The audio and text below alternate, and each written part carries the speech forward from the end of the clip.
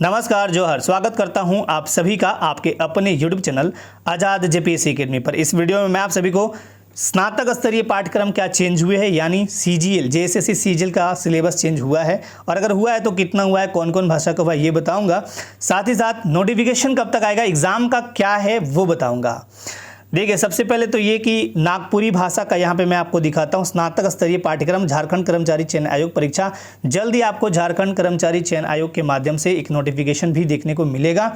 उसकी चर्चा मैं वीडियो के एंड में करूँगा। स्नातक स्तरीय पाठ्यक्रम में जो CGL का जो पाठ्यक्रम है नागपुरी भाषा का, ये चेंज हो चुका है। पहले आपको जहाँ 5 बुक्स पढ़ने होते थे वहाँ अब काफ़ी बुक्स ऐड किए जा चुके हैं।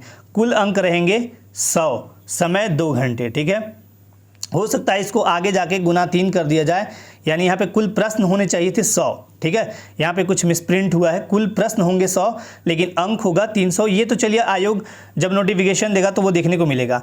ये जो नागपुरी भाषा का सिलेबस है ना, पहले का जो सिलेबस 5 बुक जो पढ़े थे ना आप, अंगना, बनकेवरा, भागवन, फिर व्याकरण, फिर झारखंड का लोक संगीत और लोक साहित्य, ये 5 बुक्स, वहीं अब आपको काफ़ी बुक्स पढ़ने होंगे क्योंकि ये सिलेबस लगभग 60 to 70% बदल चुका है।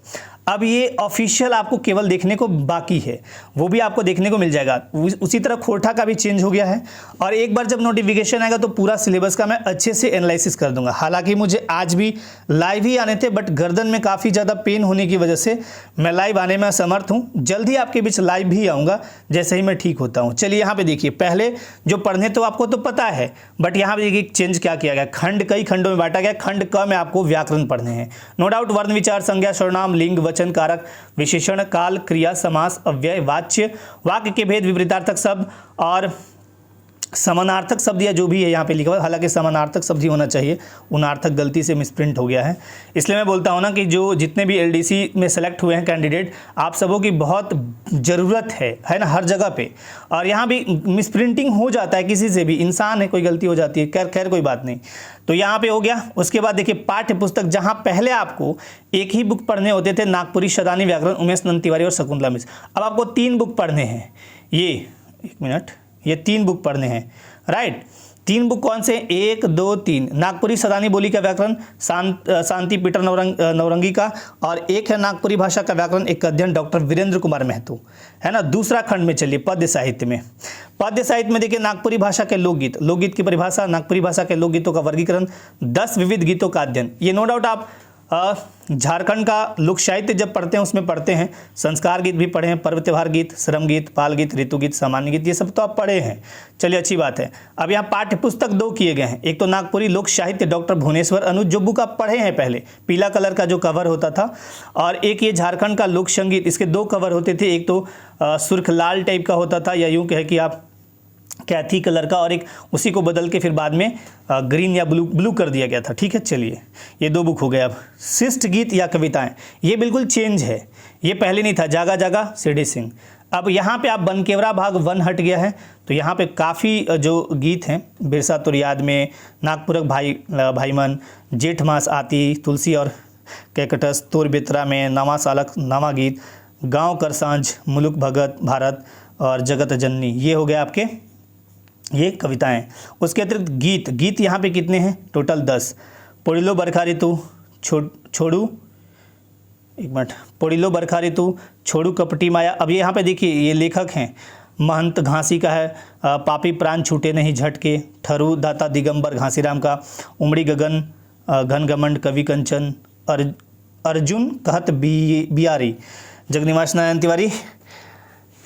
मुझे बोलने में थोड़ा तकलीफ हो रहा है। संवल 65 साल, कड़की उठलक तलवारी, सावन घटा आज़ादी खातिर।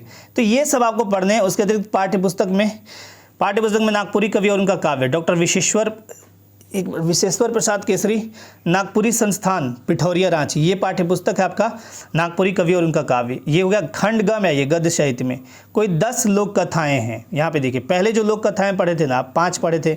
अब यहाँ कंगन और चोरी, भाई करखेल, दुसुट भेड़ा, मैना और बूट, ये हो गया बेलमई तरानी। उसके अतिरिक्त कमल और केतकी, कमल केतकी तो पढ़ चुके हैं आप। चोचा चरे और राजा, ये भी पढ़ चुके हैं। छोटकी रानी, बनहिरनी कर बेटा, बिंदुलिया रानी। चलिए, ये पाठ्य पुस्तक है नागपुरी लोक साहित्य, भुवनेश्वर अनुज, उसमें ही मिल जाएगा। तो ये तो चलिए वही बात है, पुरानी वाली ही है।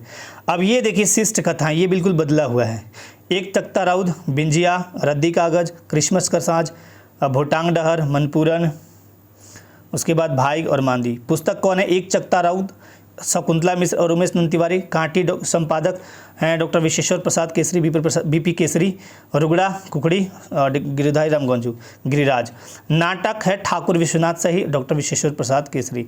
ये नाटक आपको पढ़ने हैं। साहित्यिक निबंध में नागपुरी भाषा की नहीं 8 साहित्यकारों का जीवन परिचय और उनकी कृतियों का अध्ययन, ये डिटेल में आपको पढ़ना होगा। जैसे प्रफुल्ल कुमार राय, तो इनके बारे में पूरा। मृत्युंजय नाथ शर्मा, शारदा प्रसाद शर्मा, सहनी उपेंद्र पाल नाहन, बीपी केसरी, नईमुद्दीन मिर्जा, गिरधारी राम गंजू, गिरिराज और कुमारी वासंती। और ये नागपुरी के एक तरह से धरोहर भी हैं, बहुत ही फेमस रचनाकार भी हैं, नो डाउट। पाठ्य पुस्तक नागपुरी कवि और उनका काव्य लेखक डॉक्टर बीपी केसरी हो गया। आधुनिक नागपुरी कवि मनक साहित्यिक परिचय, ये हो गया वीरेंद्र कुमार महतो, मार्गदर्शन पब्लिकेशन। ठीक है, तो इस तरह सिलेबस आपके बदल दिए गए हैं। अब आपका नोटिफिकेशन की बात कर लूँ कि नोटिफिकेशन कब तक आएगा। इसी तरह खोटा भी चेंज हो गया है। अब एक बार जैसे ही नोटिफिकेशन आता है सीजीएल का, ठीक है, नोटिफिकेशन आने दीजिए, उसके बाद मैं सिलेबस का संपूर्ण कौन सा बेटर रहेगा आप सभी के लिए वो भी बता दूंगा। नोटिफिकेशन आने में पहले भी मैंने कह दिया था कि विलंब होगा। अब आपको बताता हूँ कि नोटिफिकेशन अब जल्द ही आपके बीच देखने को मिलेगा।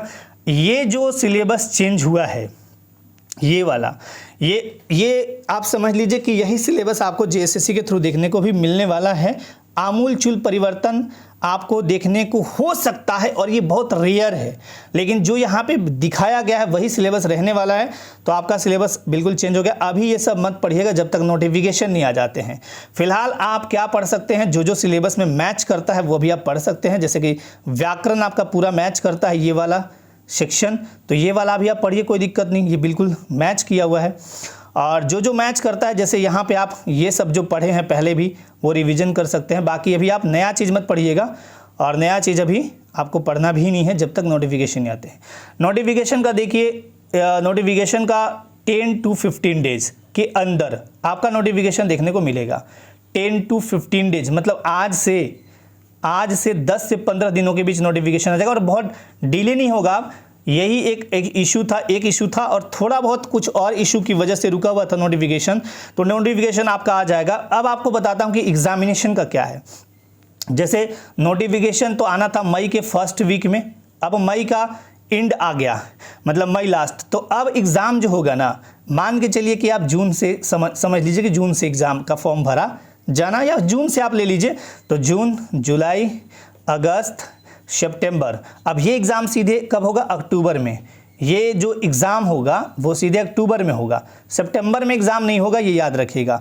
दूसरी एक सबसे इम्पॉर्टेंट बात जो आप सभी को अभी करना है, जितने भी सर्टिफिकेट्स आपके बने हुए नहीं हैं वो बनवा लीजिए, अभी टाइम है आपके पास। और देखिए, ये एक दुर्भाग्य तो है स्टूडेंट्स के साथ, नो डाउट।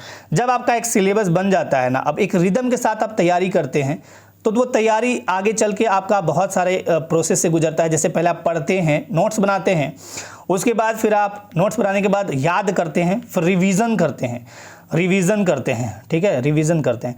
रिवीजन करने के बाद फिर आपका क्या होता है, आप टेस्ट लगाते हैं। इतने तक आप पहुंच गए थे, नो डाउट। बहुत कैंडिडेट ऐसे हैं, एप्लीकेशन पे भी जुड़े मेरे बहुत सारे ऐसे कैंडिडेट हैं जिनका बहुत अच्छा स्कोर आ रहा था 80 to 90 के आसपास, 80 to 90। लेकिन कुछ ही स्टूडेंट ऐसे थे, बाकी के लगभग एक मोटा मोटी मान लीजिए 65-70।